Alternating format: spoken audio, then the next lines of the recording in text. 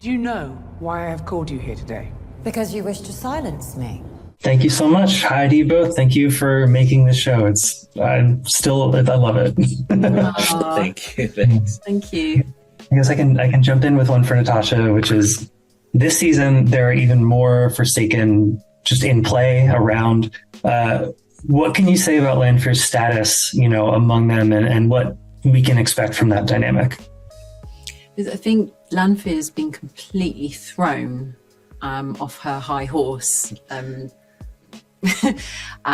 it's interesting to see her try and switch gears and who to make allies with and who's not having any of it. And obviously Mogedion is not going to be any kind of an ally any day soon, if ever. And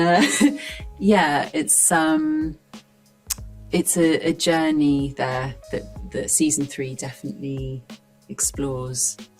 She's not well liked amongst the Forsaken, and I think she you would see like to her have thought that she'd, after 3,000 years, that they may just forgive and forget. But she finds that maybe none of them have forgotten or forgiven the things she's done in the past.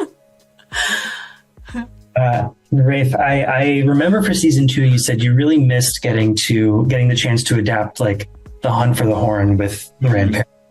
As a fan, was there a favorite book moment that you did get to adapt this season?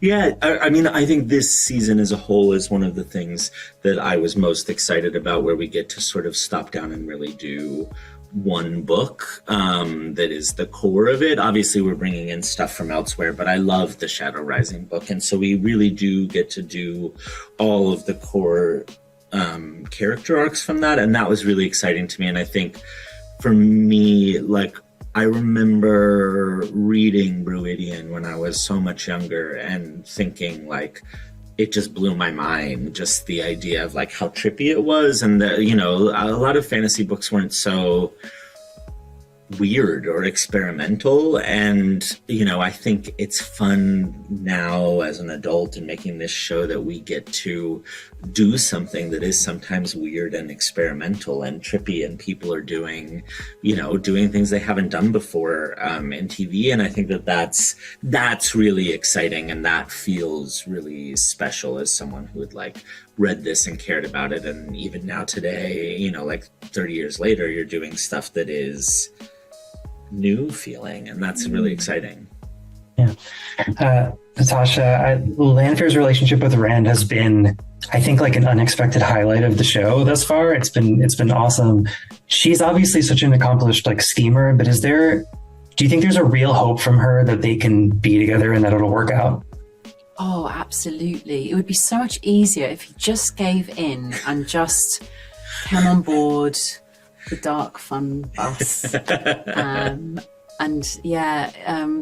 It would be just so much easier. But it's not to say she doesn't keep trying in this season, but there's a lot more pushback from Rand, and the old tricks aren't working anymore.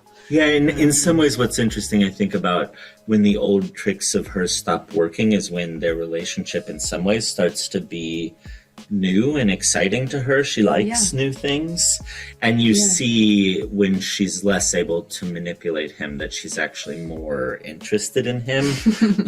And I think one thing so true. One thing we really try to do in the writers' room with their relationship is make it feel like when you're watching the show, you could actually wonder to yourself, what if they ended up together? Like, what if they could really be together? And it's something you never get to experience in the books, but Rand's an older character in the show than he is in the books. And so, like, we want to play with that idea of, like, what if this relationship worked? And I think that there's a lot of people who are on Team Lanfear, actually.